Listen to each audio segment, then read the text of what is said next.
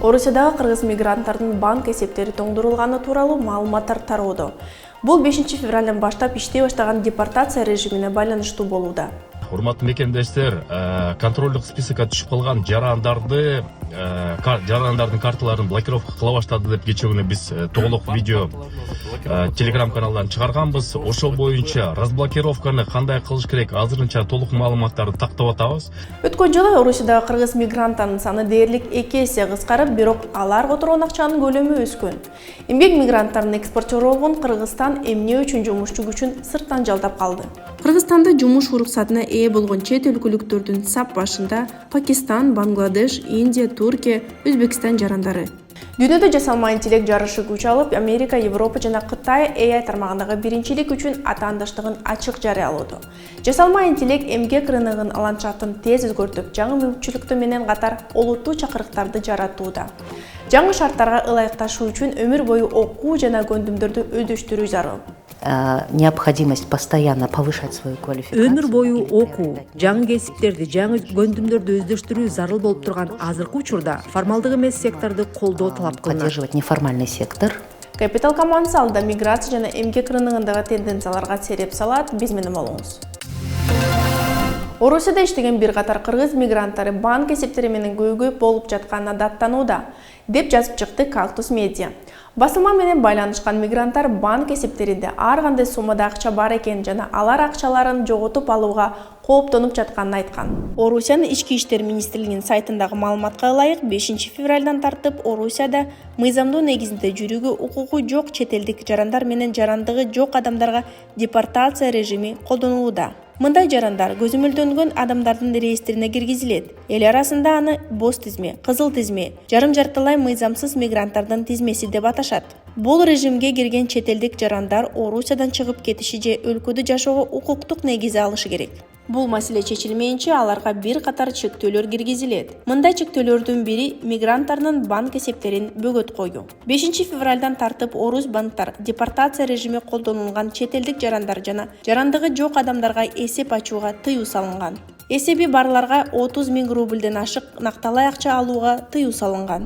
Орусиядагы кыргыз диаспора кеңешинин төрагасы Кубанычбек Осмонбеков дагы мессенджер аркылуу мекендештерин мындай чектөөлөрдү башка банктардагы кезеги менен киргизерин эскертип, кыргызстандыктарга акчаларын мүмкүн болушунча эртерээк накталай акчага алмаштырууга чакырат. Бүт процедураны өтүп туруп, легалдашып алгыла, себептеген 30 апрелге чейин тез эле убакыт азыр өтүп кетет. Ошону сөзсүз түрдө эртерээк чыкканга аракет кылгыла. Балким биз ары тактайбыз банк аркылуу, балким ошол МВДнын списогунан чыкмайынча карталарды разблокировка кылбайт. Ошон үчүн картада болгон акчалардын бүт баарын азыр чыгарып алыңыздар. Ошол тизмеден эртерээк чыкканга аракет кылыңыздар. Орусия мигранттарга карата ансыз дагы катал мамилесин ого өтөр урчутуп, мигранттарга каршы өзгөчө оор мыйзамдарды кабыл алууда. Мындан улам Орусиядагы кыргыз мигранттарынын саны кескин кыскарууда. Бирок алар Кыргызстанга которгон акчанын көлөмү өсүүдө. 2023-жылы Орусияда 650 000 кыргыз жараны иштеген болсо, 2024-жылы Орусиядагы кыргызстандыктардын саны дээрлик 2 эсе кыскарып кеткен. Бирок ошол эле маалда мигранттар которгон акчанын көлөмү өскөн. 2023-жылы 2 миллиард 531 миллион доллар которулса, 2024-жылдын жыйынтыгы менен мигранттын которуулары 2 миллиард 720 миллион долларды түзгөн. Миграция боюнча эксперттер мигранттардын саны азайып, бирок тапкан кирешеси өсүп жатканын белгилешет. Акыркы жылдары Орусиянын эмгек рыногунда оор абал жаралды. Москва Украинага кол салгандан кийин мобилизациядан жана репрессиядан качып, өлкөдөн 100 000 деген жаран чыгып кеткен. Алардын көпчүлүгү эмгекке жарамдуу курактагылар. Зебел басылмасы изилдөө жүргүзүп, 2024-жылдын июль айына карата мобилизациядан качып, Орусиядан чыгып кеткен 650 000ден ашуун орус жараны мекенине кайтып бара электигин жазган. Буга кошумча орус бийлиги миграциялык мыйзамдарын катаалдатып, бул эмгек мигранттарынын кескин азайышына алып келди. Росстаттын маалыматына ылайык 2023-жылы Орусияга 560 000 гана адам иштегени кирип, 1 жылда 23%-га азайган. Бул акыркы 10 жылдагы эң төмөн көрсөткүч. Муну менен катар 2023 жылы Орусиядан 44 000, 2024 жылы 80 000 мигрант депортацияланган. Кыргызстанда эмгек рыногунда соңку жылдары парадокс көрүнүш байкалууда. Бир жагынан кыргыз жарандары жумушсуздуктун айынан эмгек миграциясына кетип жатса, экинчи жагынан ички рынокто жумуш колу жетишпейт. Эмгек министрлигинин соңку маалыматы боюнча Кыргызстанда тиги өндүрүшү, өнөр жай, логистика, курулуш жана тейлөө тармагында кадрларга болгон суроо талап курч. Курулуш тармагында инженер, ширектүүчү, монтаждоочу, курулуш автожабдууларын башкаруучу жана тейлөөчү, ошондой эле архитекторлорго болгон суроо талап жогору. Ошол эле учурда аймактарда экономисттердин, бухгалтерлердин, юристтердин жана мамлекеттик кызматкерлердин саны рыноктун суроо талаптарын ашып түшөт. Акыркы жылдары Кыргызстан чет өлкөлүк эмгек мигранттарынын квотасын көбөйтүүдө. 2023 жылы чет элдик эмгек күчүнө 16 610 квота бөлүнгөн. Өткөн жылы 25 000ге жеткен. Өкмөттүн жаралыгына ылайык 2025 жылы дагы жалпы квотанын саны 25 000 эмгек мигранты болот. Чет өлкөлүк адистерге болгон негизги муктаждык өнөр жай, курулуш, транспорт жана байланыш сыяктуу тармактарда болот. Бул тармактарда 15 700 000 адам тартылуусу пландалууда. Кыргызстанда жумуш уруксатына ээ болгон чет өлкөлүктөрдүн сап башында Пакистан, Бангладеш, Индия, Туркия, Өзбекстан жарандары. Франция жасалма интеллект тармагына 109 миллиард евро өлчөмүндө жеке инвестиция тартат. Бул тууралуу апта башында Парижде өткөн AI саммитинин алдында Франциянын президенти Эммануэль Макрон жарыялады. Бул тездик менен өнүгүп жаткан жасалма интеллект тармагында Европанын, АКШ жана Кытайдан артта калуусун кыскартууга багытталган чоң план.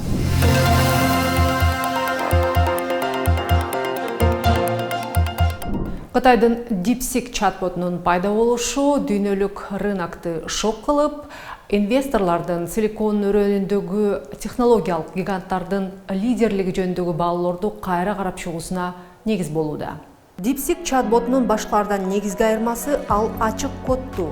Тактап айтканда, башкы компоненттери баарына жеткиликтүү жана кайсыл гана адам болбосун аны өзгөртүп өзүнө ыңгайлаштыра алат. Экинчиси болсо, бул анын баасы. Мисалы, Марк Цукербергтин Мета компаниясы AI түзүүгө 65 миллиард доллар саларын жарыялаган. Ал эми кытайлык компания DeepSeek Air 1 аталыштагы чатботту 6 миллион долларга жетпеген каражатка чыгарганын билдирген. DeepSeek жасалма жалпы интеллект жаратууга умтулат. Жасалма жалпы интеллект же адамдын деңгээлиндеги интеллект бул адамча ойлонуп, адамча аракет кыла турган технология. Ага OpenAI жана силикон өрөөнүндөгү башка компаниялар умтулууда. Бирок бири дагы жете элек. АКШдагы жасалма интеллект жаатындагы позициясын бекемдөөгө чечкиндүүлүгүн көрсөтүүдө. Президент Дональд Трамп жакынкы 4 жыл ичинде жасалма интеллекттин инфраструктурасы болгон Stargate долбооруна 500 миллиард доллар инвестиция салынарын жарыялады. Максаты Кытайды жана башка атаандаштарды озуп өтүү. Мындай курч кырдаалда Британиянын технология министри Питер Кайл жасалма интеллект жарышын либералдык, демократиялуу батыш өлкөлөрү жетектеши керек деп айтты. Анын сөздөрү Кытайдын бул тармактагы таасирин оздуктоого жашыруун эскертүү болду окшойт деп жазат британиялык Guardian басылмасы. Өкмөт бул технологиянын кантип иштелип чыгып, ишке ашырылып жана колдонулуп жатканына чынында эле таасир эте алат. Жана бул таасирди биз демократиялык принциптерибизди, либералдык баалуулуктарыбызды жана демократиялуу жашоо образыбызды бекемдөө үчүн колдонушубуз керек. Ал эми жасалма интеллекттин мүмкүнчүлүктөрүн өз жашоо образын жана көз карашын бекемдөө максатында колдонууга аракет кылып жаткан айрым бир өлкөлөр бар. Мен бир гана өлкөнү көрсөтүп жаткан жокмун, бирок өзүбүздү коргоо жана адамдардын коопсуздугун камсыз кылуу үчүн бул атаандаштыкта демократиялуу өлкөлөрдүн жеңиши маанилүү, деди Питер Кайл, Улуу Британиянын технология министри. Британиянын министринин сөзүнө терең маани берип карай турган болсок, жасалма интеллект жарышы бул бир гана инвестиция киреше табуу жөнүндө эмес. Бул алды менен дүйнөлүк саясий аренада таасир талашуу оюну. Чынында эле, DeepSeek чатботу Шинжандагы мусулмандарды куугунтуктоо, аларды кайра тарбиялоочу лагерлер жана Тайвандын көз карандысыздыгы тууралуу суроолорго же жооп бергиси келбейт, же цензураланган жоопторду берет. Белгилүү окумуштуу тарыхчы Ювал Ной Харари дагы жасалма интеллект демократиялык институттарды талкалап, соңунда тоталитардык жана авторитардык режимдердин пайдасына иштеп калышы мүмкүн деп эскертип келет. So just look at social media over the last few years. Social media has given us a small taste of things to come. Акыркы бир канча жылдагы социалдык тармактарды карай турган болсок, бул социалдык тармактар бизге боло турган нерселердин кичине четин гана көрсөтүп койду. Социалдык тармактарда эң примитивдүү жасалма интеллект инструменттери иштейт. Албетте алар контент жаратпайт. Адам тарабынан жаратылган контенттерди кароо жана таратууга колдонулат. Адам сторис, видео жана башка нерселерди жаратат.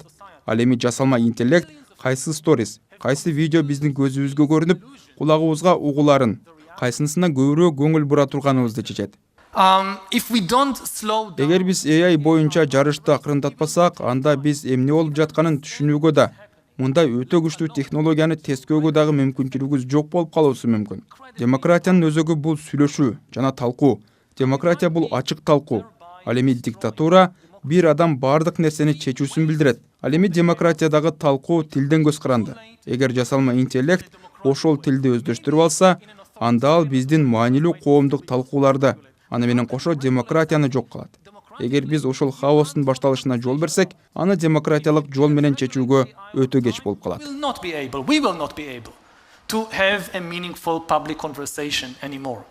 Жасалма интеллект эмгек рыногунун ландшафтын тез өзгөртүп, жумушчулар жана жумуш берүүчүлөр үчүн жаңы горизонтторду ачып, ошол эле учурда алардын алдына олуттуу чакырыктарды коюуда.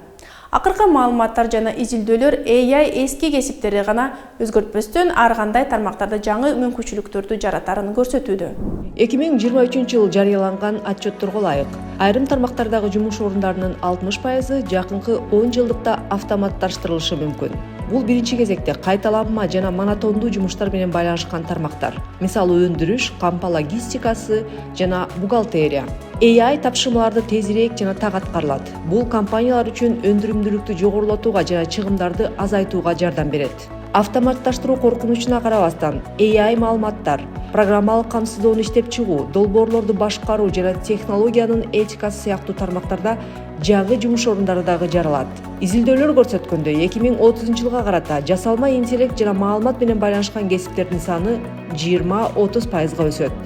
Бул тенденция адистерден рыноктун талаптарына жооп берүү үчүн атайын даярдык жана үзгүлтүксүз окууну талап кылат.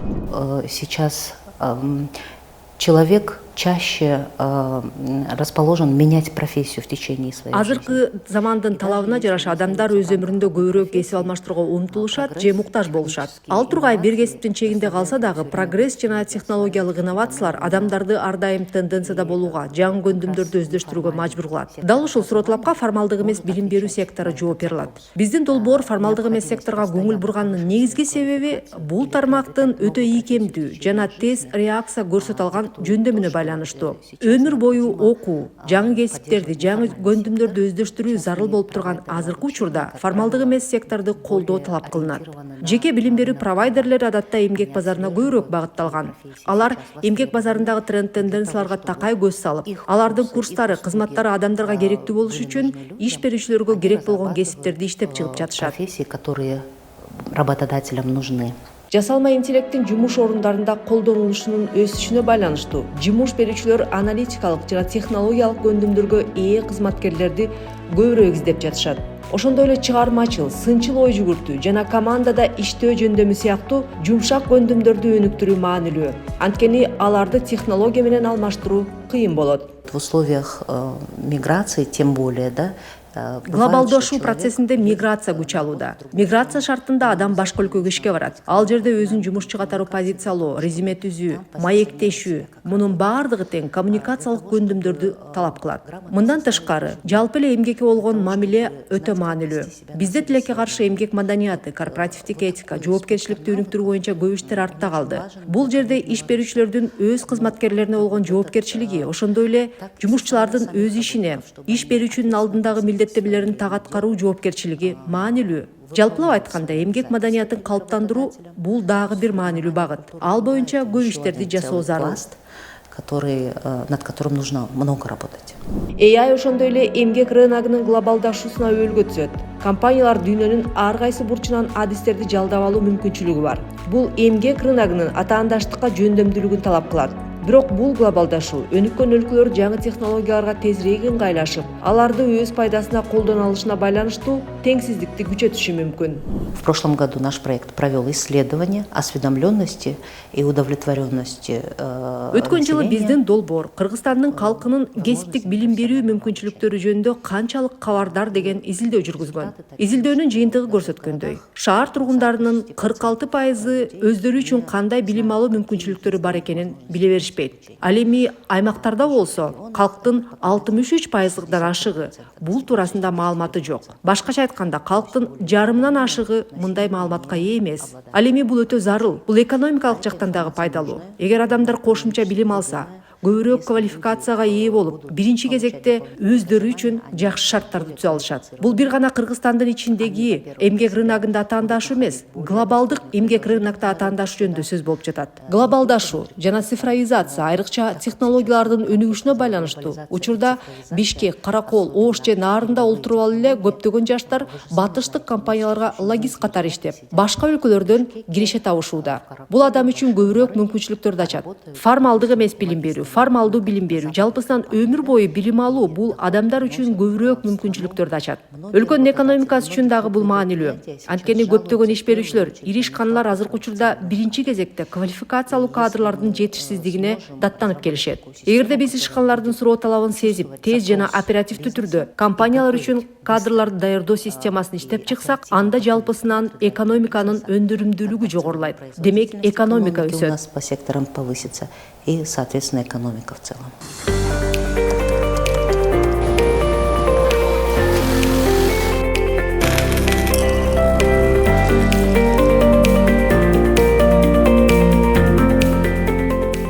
Кесиптер жана технологиялар дүйнөсү тез өнүгүп жатат. Замандын талабынан артта калбайм десеңиз, анда дайыма эле жаңы нерсени үйрөнүшүбүз керек. Биз такай эле окуп үйрөнүп келебиз. Жумушта, үйдө, интернетте керек болсо башка адамдар менен баарлашуудан дагы билим алса болот. Анда бул окуу процессин натыйжалуу кыла алды. Биздин каарманыбыз Сабыр жаңы көндүмдү өздөштүрүүнү чечти. Ооба Айкөл, мен өзүмө 7 күндүк чакырык таштадым. Менин максатым кондитерди кесипти өздөштүрүү. Анда кеттик.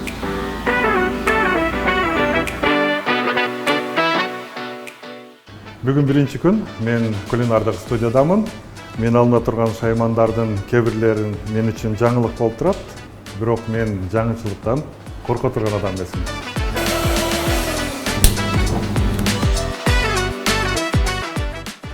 Ал ортодо жаңы көндүмдөрдүн зарылдыгы тууралуу адамдардын оюн билүү үчүн Бишкектин көчөлөрүнө чыктык. Шериктүү жана электромонтаж. Маалыматтарды талдоо жана аналитика.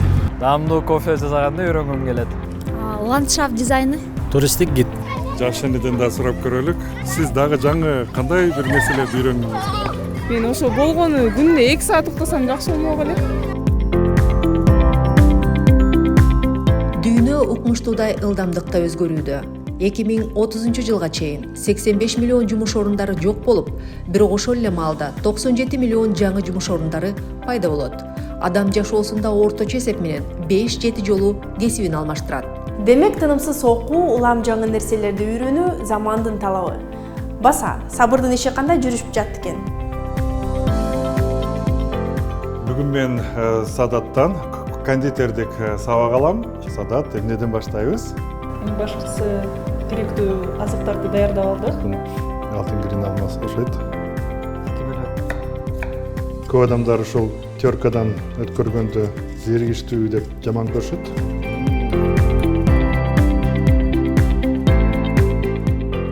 Ар бир жаңы көндүм сиздин карьералык пайдубалыңыздын маанилүү элементи. Канчалык көп жөндөмүңүз болсо, эмгек рыногундагы позицияңыз ошончолук бекем болот. Бүгүн сиз каалаган жерде жана каалаган убакта окуй аласыз. Мурдагыдай 3-4 жыл коротуунун кереги жок. Онлайн курстар, семинарлар, насаатчылык, айтор ыңгайлуу форматты тандап алып, өзүңүздүн темпиңизде үйрөнсөңүз болот.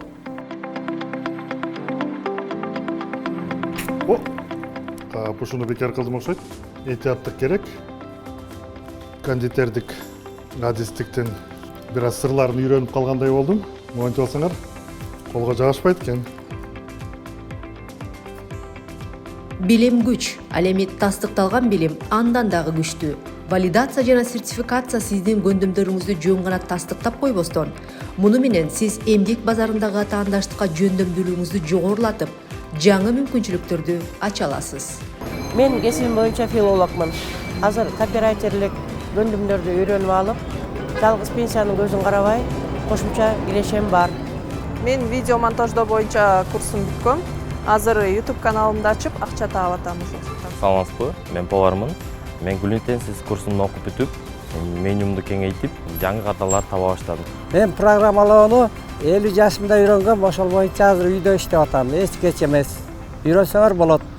Жаңы нерсе үйрөнүп, билим алуунун эртегечи жок экенин биздин жогорудагы каармандар тастыктады. Абаса, биздин каарман Сабыр кондитердик кесипти өздөштүрө алдыбы? Эмгек министрлигинин соңку маалыматы боюнча Кыргызстанда тигүү өндүрүшү, өнөр жай, логистика, курулуш жана тейлөө тармагында кадрларга болгон суроо талап курч. Курулуш тармагында инженер, шеректүүчү, монтаждоочу, курулуш автожабдууларын башкаруучу жана тейлөөчү, ошондой эле архитекторлорго болгон суроо талап жогору. Ошол эле учурда аймактарда экономисттердин, бухгалтерлердин, юристтердин жана мамлекеттик кызматкерлердин саны рыноктун суроо талаптарын ашып түшөт. Жаңы көндүм. Бул башталышы гана. Эми чебер челлендж чакырыгын сизге таштайм. Жеп көрөлүкчү. Сонун.